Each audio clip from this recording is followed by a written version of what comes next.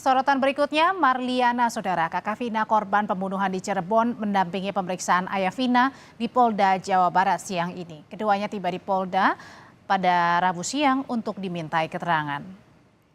Kakak Vina menyebut ini adalah pemeriksaan pertama dari polisi sejak kasus ini disorot publik. Keluarga Vina diperiksa sebagai saksi setelah sebelumnya polisi memeriksa keluarga dan rekan kerja Peggy Setiawan. Ya, nanti ngambilnya dari Instagram.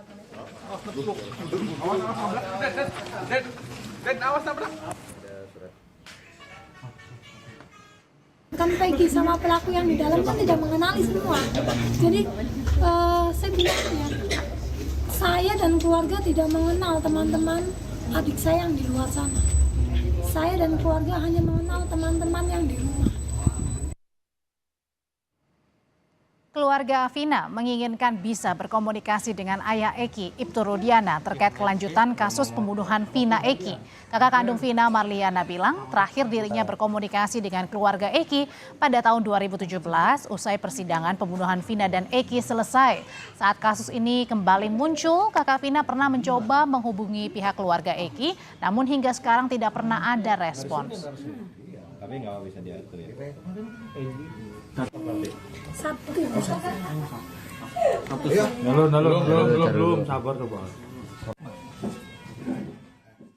Menginginkannya sih seperti itu ya, menginginkan komunikasi kepada beliau gitu. Cuman untuk sampai sekarang kami keluarga belum ada komunikasi. Terakhir selesai persidangan itu. Ya, sampai sekarang belum. Waktu proses awal sudah ya, cuman kan nggak diangkat gitu. Terus sampai sekarang nggak ini lagi nggak mencoba menghubungi lagi. Yudia Alamsyah, kuasa hukum Peggy Setiawan yang juga kuasa hukum Liga Akbar, saudara, menyebut Liga Akbar secara resmi mencabut beberapa keterangan di polisi 2016. Kuasa hukum klaim Liga diminta menandatangani secara paksa oleh penyidik yang memeriksa saat itu. Keterangan yang dicabut saat itu adalah kesaksian bahwa Liga Akbar yang mengakui dirinya sedang bersama Eki dan Vina melintas di depan SMPN 11 lalu dikejar geng motor. Liga kemudian lari ke dalam gang untuk bersembunyi dan tidak mengetahui kelanjutannya. Liga Akbar meralat ia berpisah dengan Eki dan Vina setelah keduanya pamit untuk menghadiri acara geng motor di Kabupaten Kuningan.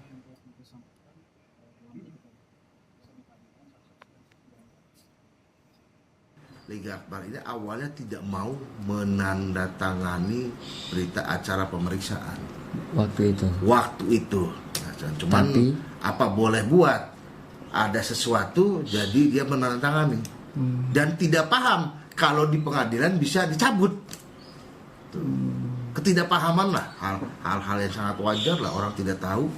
Sehingga mengikuti apa yang alur di BAP. Oke Pak, terakhir make sure aja, berarti Liga Akbar memberikan keterangan ini dalam kondisi tekanan? Bisa juga. Kakak Vina, Marliana, mengaku tidak kenal dengan Liga Akbar yang diperiksa kesaksiannya karena di persidangan ikut disebut dikejar oleh geng motor bersama Vina Eki. Marliana bilang banyak saksi yang dulu tidak pernah ada di persidangan, tapi sekarang banyak bermunculan. Justru ini ya, saat dulu proses dulu itu saya tidak, saya mencari informasi itu minim, saksi-saksi pun minim dulu ya. Tapi setelah sekarang viral, saksi banyak bermunculan. Itu yang bikin sedikitnya keluarga bingung, harus percaya sama siapa gitu. Itu sih. Termasuk Liga Akbar? Mungkin. Termasuk dia juga mungkin. Liga Akbar pernah dengar nggak namanya dulu? Nggak pernah sih.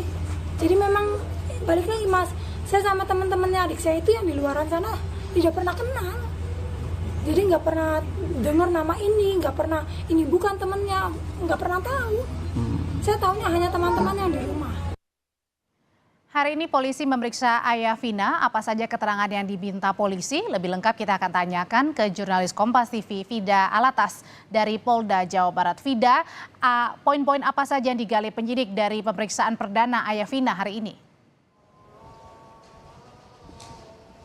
Ya, Audrey, betul sekali. Hari ini ayah Vina ini diperiksa di Polda Jawa Barat sebagai saksi oleh tim penyidik dari Ditreskrimum Polda Jabar. Tadi usai diperiksa selama kurang lebih 3 jam, kuasa hukum dari tim keluarga Vina ini menyebut bahwa paling tidak ada sekitar 13 pertanyaan yang diberikan oleh penyidik dan pertanyaan-pertanyaan tersebut ini terkait BAP yang lalu.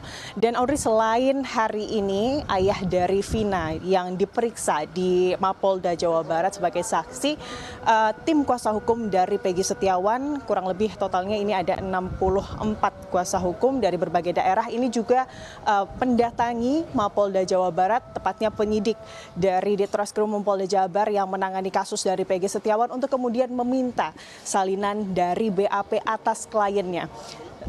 Lantas apa kemudian yang telah didapati dari permintaan tersebut, karena sebetulnya permintaan salinan BAP ini sudah diajukan sejak kurang lebih 1 minggu lalu, sejak tanggal 29 Mei, namun hingga kini belum juga didapatkan. Kita akan berbincang lebih lanjut dengan tim kuasa hukum Peggy Setiawan yang sore hari ini sudah bersama kami. Pak Niko, bagaimana Pak? Tadi sudah masuk ke dalam bertemu dengan penyidik, meminta salinan dari BAP. Sebetulnya seberapa pentingnya salinan BAP ini dimiliki oleh pengacara dari tersangka? BAP itu sangat penting sekali buat kami. Kenapa? Terkait dengan pembelaan kami. Yang kedua, kami ingin mengajukan surat perlindungan hukum, permohonan perlindungan hukum terhadap klien kami, yaitu kepada Bapak Presiden Republik Indonesia, Bapak Kapolri, Bapak Menko Polhukam, Komisi 3 DPR RI, Kompolnas, Kejaksaan Agung Republik Indonesia. Jadi kami sangat membutuhkan BAP ini, gitu. BAP yang dimaksud ini adalah BAP penetapan tersangka dari Peggy Setiawan ya Pak. Dan apa yang kemudian akan ditempuh oleh kuasa hukum jika kemudian BAP atau salinan BAP tersebut tidak juga diberikan oleh tim penyidik? Oh, itu harus mereka berikan, tidak boleh tidak diberikan. Termasuk kita juga hari ini kita meminta berita acara pencabutan. Berita acara penyitaan. Berita acara pencabutan, berita acara penyitaan barang bukti. Pertanyaan kedua. Ya. Jadi maksudnya setelah itu Pak, apa yang kemudian disampaikan oleh penyidik tadi terkait belum bisa memberikan salinan BAP kepada tim kuasa hukum atau pengacara Peggy? Ya harusnya ini tidak perlu berlarut-larut, apalagi ini untuk kepentingan pembelaan. Jadi kita sudah ajukan kan 1 minggu yang lalu. Makanya jujur aja kami sangat dari tim kuasa hukum Peggy sangat kecewa sekali. Apa yang akan ditempuh Pak? Ya kita akan terus mendesak agar supaya segera diberikan kepada kami, begitu. Bisa saja itu terjadi. Apa yang bisa terjadi Pak? Kita bisa mencabut berita acara penyitaan. Oke, baik. Ya. Jadi artinya jika kemudian dalam waktu dekat ini tidak juga diberikan salinan BAP kepada kuasa hukum dari Peggy Setiawan, pencabutan penyidikan ini akan dilakukan begitu ya? Pencabutan berita acara penyitaan barang bukti juga ini akan dilakukan. Baik, terima kasih banyak Bapak-Bapak atas waktunya bersama kami Kompas TV.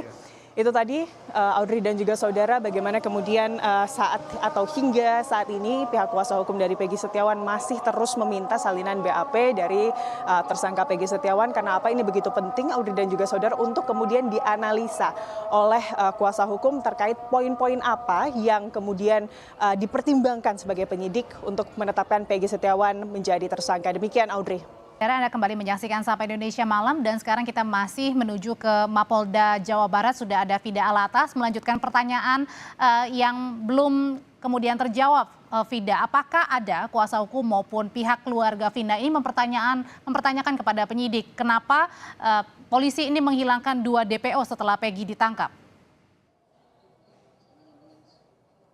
Ya betul sekali Audrey dan juga saudara, inilah yang terus dilontarkan pertanyaan oleh keluarga dari almarhumah Vina begitu ya kepada tim penyidik terkait penghapusan 2 DPO yang sebelumnya saat penetapan tersangka Peggy Setiawan kedua DPO tersebut disebut-sebut oleh penyidik ini hanyalah DPO fiktif.